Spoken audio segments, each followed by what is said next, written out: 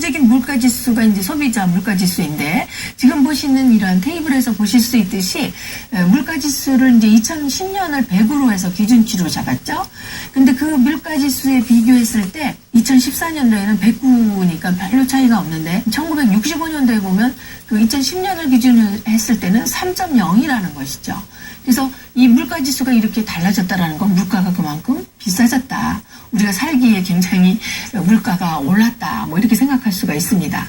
그래서 그렇게 비교를 하실 수가 있겠고 또 그 구성 아이템별로 본다면 예를 들어서 우리가 교육에 굉장히 관심이 있기 때문에 교육 파트만 따라서 이렇게 본다면 1985년도에는 19.3이었습니다. 그런데 반해서 그 2014년에는 105.9이니까 교육비에 그 소요되는 그러한 그 가계비 지출이 굉장히 많이 그 커졌구나라는 것을 여러분이 여기에서 비교하실 수가 있습니다. 그래서 이러한 그 물가지수는 기준 연도를 100으로 잡고 그 다른 연도를 상대적으로 나타내는 지수여서 우리가 이제 굉장히 피부에 와닿는데 또 이렇게 산출된 물가지수와 피부 물가지수가 다르다.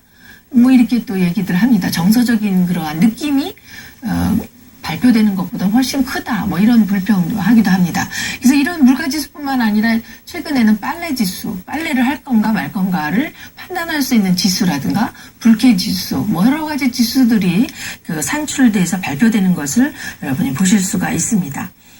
그래서 이러한 그 물가지수를 우리가 살펴봤는데 이것은 우리의 생활과 굉장히 밀접된 그러한 그 지수라고 할 수가 있습니다. 그러면 우리가 이제 경제가 많이 성장함에 따라서 그 경제 성장에 따라서 뭐가 달라졌는가?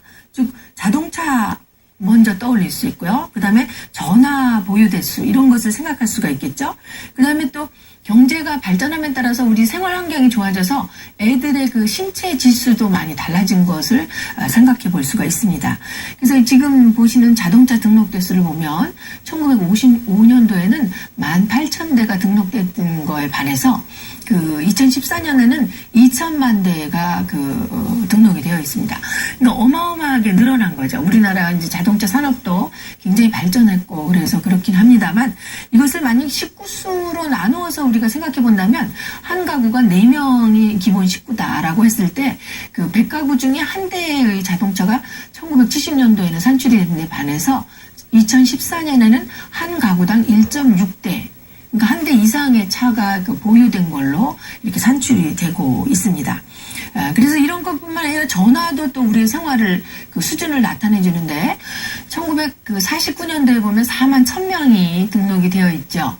그런데 2007년도에 2,313만 명이 등록된 것을 정점으로 해서 그 다음에는 이제 그 휴대폰이 굉장히 우리 밀착되어 있지 않습니까? 생활에. 그래서 그런지 2014년도에는 1,694만 명으로 도로 줄어드는 그러한 그 통계가 발표된 바가 있습니다.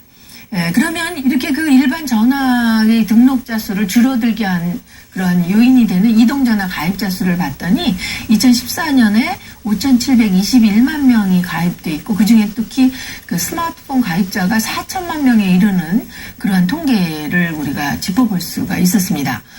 그러면 우리가 또 경제나 그 생활 수준이 높아지고 의료 뭐 이러한 것이 의료 수준이 높아지면서 우리 그 청소년들의 키와 몸무게에도 큰 변화가 있었다는 것을 다음에 통계로 알 수 있는데요. 1970년도에 보면은 그 남학생들의 그 키가 평균이 167cm였는데 몸무게는 57kg이고요. 또 여학생은 155에 51kg이었는데 2013년에는 남학생 키가 훌쩍 커서 173.9 몸무게도 훨씬 늘어나서 69kg나 됐습니다. 70kg가 된 거죠. 그 다음에 여학생의 경우도 키가 161cm, 몸무게는 56kg로 굉장히 늘어난 그런 평균치를 통해서 우리의 경제 그 수준, 의료 수준, 뭐 이런 것이 애들의 그 키 크는데도 영향을 줬구나, 라는 것을 여러분이 보실 수가 있습니다.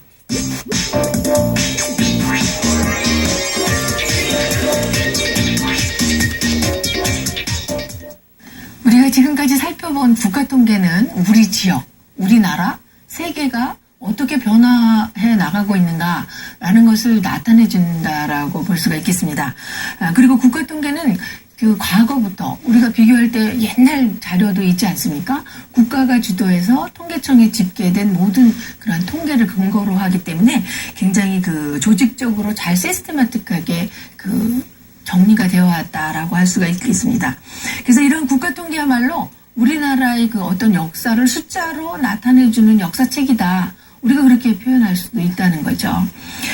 국가통계 그 자체로는 사실은 근데 수치일 뿐이지 그걸로는 아무런 그 지식이 없으면 이용할 수가 없습니다. 그래서 여러분이 국가통계를 제대로 활용하려면 관련된 지식을 여러분이 잘 이해하고 있어야만 그것을 제대로 활용할 수 있다라고 할 수가 있겠습니다.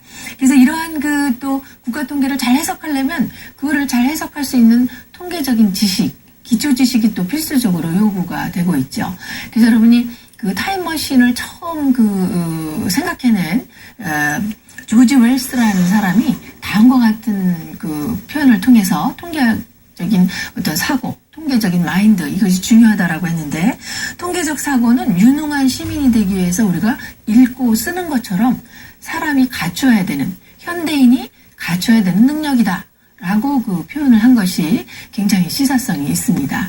그래서 여러분이 국가통계를 잘 이해하려면 통계적인 지식도 잘 갖춰야지 된다라는 것을 다시 한번 강조하고 있는 거죠. 그래서 우리가 국가통계로부터 미래의 그 변화, 미래의 트렌드를 읽으면서 미래를 준비해 나가야 되는데 여러분 혹시 블루 슈머 또는 레드 슈머 이런 말 들어보셨습니까?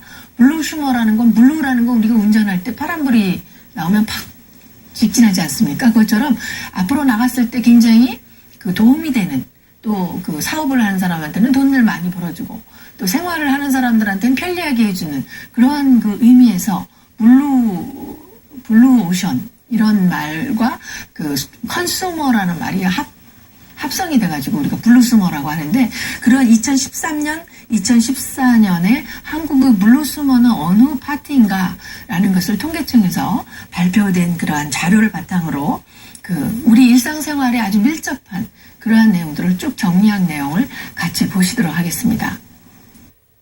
블루시머는 블루오션과 소비자의 합성어로 미개척의 새로운 시장인 블루오션에 존재하는 소비자를 뜻한다. 2013년 통계청이 제시한 블루시머에는 기후 양극화를 대비하는 사람들, 관객에서 선수로, 디지털 디톡스가 필요한 사람들, 은퇴한 부유층, 글로벌 미식가, 유통 단계를 뛰어넘는 소비자, 자전거를 타는 페달족 등이 있었다.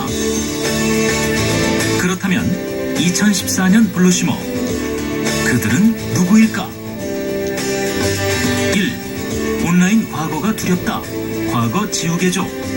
카드 정보 유출 등 개인정보 침해가 심각해지면서 인터넷에 떠돌아다니는 흔적을 삭제해주거나 정보를 관리해주는 서비스가 뜨고 있다. 2. 웨딩 푸어를 거부한다. 스몰 웨딩족. 나만의 실속 결혼을 도와주는 서비스나 물품으로 결혼이 실속이 써지고 있다. 3. 엄마도 여자이고 싶다. 꽃보다 누나. 루비족, 골드퀸이라 불리는 40, 50대 여성들이 소비의 주도층으로 떠오르고 있다. 4. 떨어져 살지만 행복하다. 견우와 직녀. 주말부부, 기러기 가족이 늘어나면서 남편을 위한 반찬 배달 서비스나 의류 관리기 사업 등이 주목받고 있다. 5. 뽀삐도 가족이다. 반려족.